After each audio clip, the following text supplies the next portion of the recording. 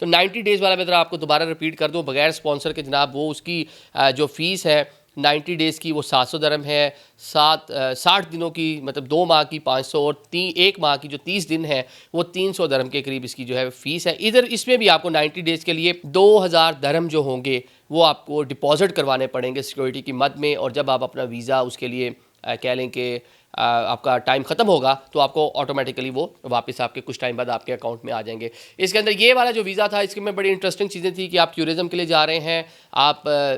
Job search करने जा रहे हैं, जॉब हंटिंग के लिए जा रहे हैं, अपने फ्रेंड्स एंड फैमिली मेम्बर्स को विज़िट करने जा रहे हैं, तो उसके लिए ये अच्छा था। लेकिन ऐसे लोग जिनका आना जाना लगा रहता है, जो किसी कॉर्पोरेट सेक्टर में डील कर रहे हैं, वहाँ कोई अपना बिजनेस कर रहे हैं, तो 5 साल का वीज़ा उनके लिए बहुत अच्छा है। उनके लिए मेरे ख्याल से 2,27,000 में डजेंट मैटर, और साथ में जो $4,000 है जो